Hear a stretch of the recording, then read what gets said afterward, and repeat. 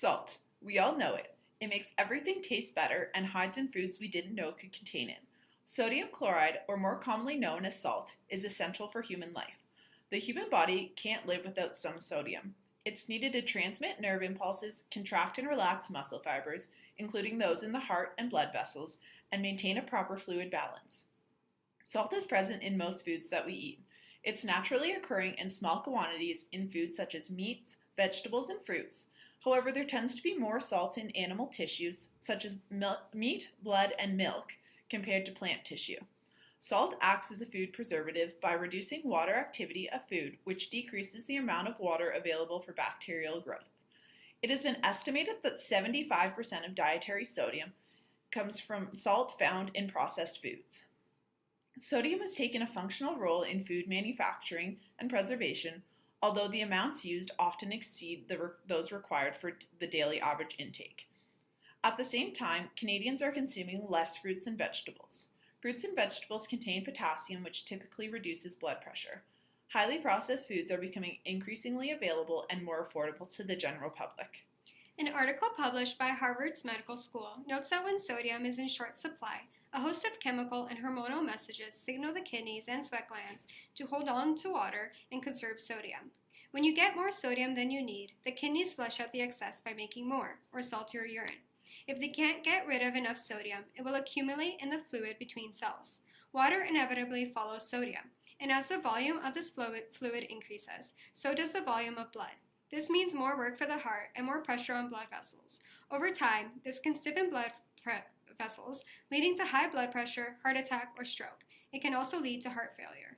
The daily average sodium intake is 1,500 milligrams, not exceeding 2,300 milligrams, which is considered to be the upper level tolerable limit. However, after speaking with registered dietitian at Western, Sarah Perlmutter, the average North American is consuming around 3,400 milligrams per day, which is equivalent to 1.5 teaspoons of salt. By comparison, the Yanomami people of the Amazon rainforest get by on just 200 milligrams of sodium a day, which is 1/10 of a teaspoon of salt. According to Health Canada, exceeding the upper level tolerable limit can pose a health risk to the consumer. This is an issue that is plaguing Western's campus.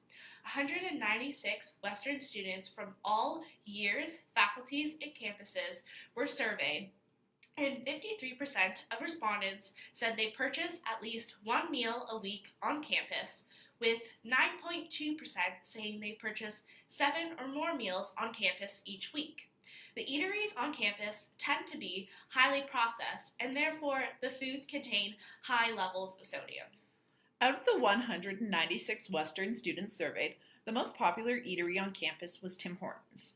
Some of the most popular food items at Tim Hortons contain very high sodium levels. For example, a regular-sized ham and cheddar sandwich contains 1,230 milligrams of sodium.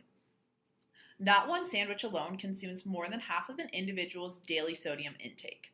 Most students who do get a sandwich get the combo option, which can include a drink and a donut or a muffin. A plain chocolate chip muffin at Tim Hortons has 330 milligrams of sodium. You would think that a sweet baked good would not have that much in it. The second most frequented restaurant on campus was the back part of the Spoke. After investigating common meals, we found that there's 960 milligrams of salt in 4 chicken strips, which equates to 38% of your daily sodium intake, and the French fries contain 1,521 milligrams of salt for a 300 grams serving, which is approximately what you get in an order. This is not including the deep fryer oil that is absorbed or the extra salt added to the meal. 89% of students surveyed were unable to accurately predict how much sodium intake they need daily. The Western campus as a whole tends to have many high sodium products available to its students, and it can be difficult to judge the sodium levels in the choices available. Going forward, students need to be aware of what they are consuming and how a high sodium diet can cause long-term health issues in the future.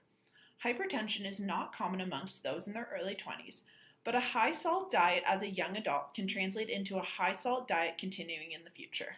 Many primary research studies have been conducted over the years to show how high levels of dietary salt can have short and long-term effects on adults worldwide. Created using Powtoon.